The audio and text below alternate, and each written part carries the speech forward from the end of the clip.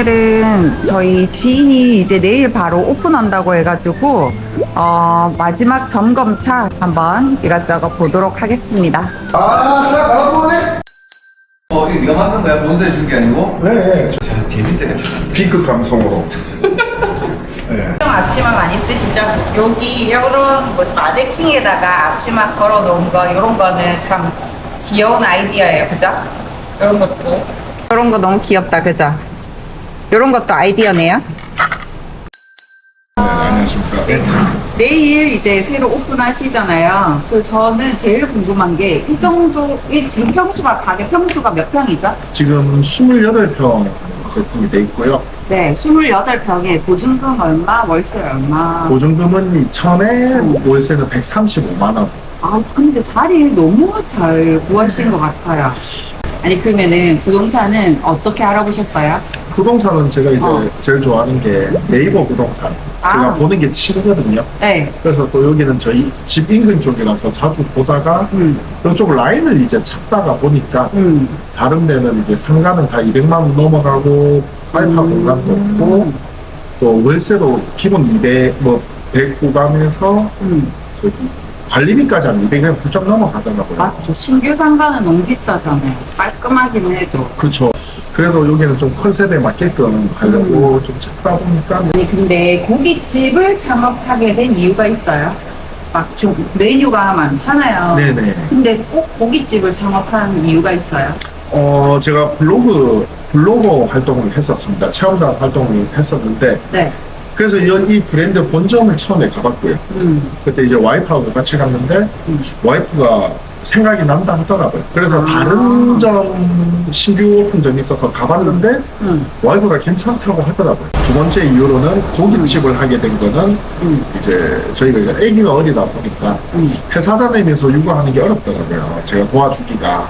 그래서 고깃집을 하면 저녁에 애들 잘 때 장사를 하고 낮에 아침에는 제가 이제 같이 와이프하고 집안일도 하고 그렇게 하기 위해서 고깃이라는 선택을 하게 되었죠. 저녁에 장사하면은 낮에는 잠자야 되는 거 아니에요?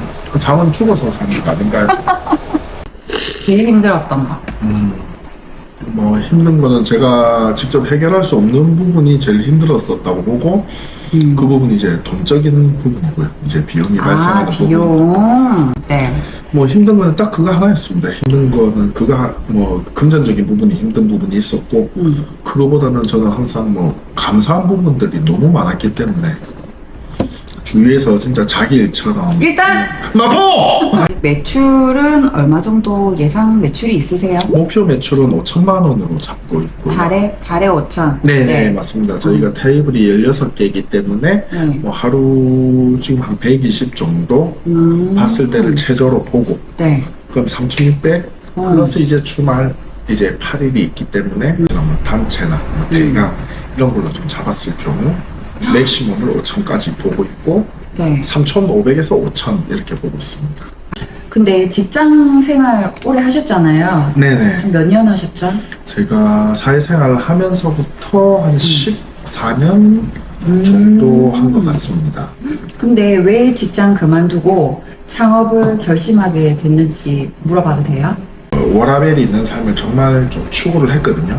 그런 고민이 많았죠. 이제 제가 나이가 늦은 나이에 아이를 가지다 보니까 환갑이 돼도 애들이 대학생이 되면 제가 환갑인 거예요. 그때도 계속 일을 해야 되고 그런데 제가 할 수 있는 일은 회사 생활은 한계가 있을 거고 급여 저축액도 한계가 있을 거고 그래서 이제 생각을 해서 앞으로 이제 마음부터 50까지 10년 동안 열심히 달려서 그 자본으로 뭐 재테크를 하든 작은 상가를 구하든 건물을 사든 그래서 이제 안정적인 수입을 만들기 위해서 창업을 결심하게 되었고요.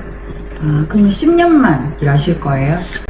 더 일을 하겠지만은 그때는 제일 일할 수 있는 정년기라고 생각하고 좀 대차게 한번 나가보려고 하고 있습니다. 워라밸을 중시하시면 직장 일을 해야 되는 거 아니에요? 그렇죠. 그런데 이제 제가 저희 가족들이 워라밸을 챙길 수 있도록 제가 한 명은 또 나서야 되니까 남자는 죽을 때까지 전쟁이거든요. 여자도 전쟁인데. 그렇습니까? 잘한가? 여기 메뉴판 보시면 안창살 15,000원, 소갈비살 15,000원, 그리고 뭐 항정살 10,000원, 삼겹살 10,000원. 뭐 이렇게 해서 그렇게 비싼 가격의 고깃집은 아니고요. 그래서 그런지 이렇게 신문지를 이렇게 발라놓는 컨셉으로 하신 것 같아요. 근데 이거 보이세요? 이거랑 이거 뭔지 아시겠어요? 잘 눈에 안 띄죠, 이거? 그래서 제 생각에는 이거를 뭐 모던하우스 이런 데 가면은 원목으로 된 액자를 팔거든요. 그런 거에다가 요거를 종이를 한 장 딱 끼우면 메뉴판이 눈에도 띄고 또 가격도 저렴하게, 그리고 또 제가 여기 왔을 때 제일 문제점이 뭐냐면은 저기가 현관문이거든요. 현관문인데 현관문에서 이 주방이 너무 적나라하게 다 보여요.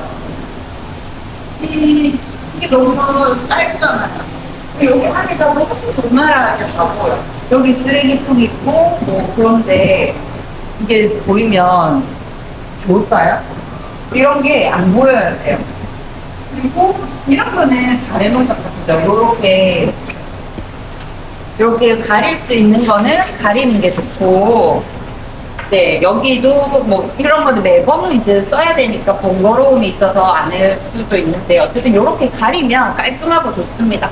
근데 이게 재질이 현수막 재질이어가지고 물만 튀어도 이렇게 얼룩이 있어요.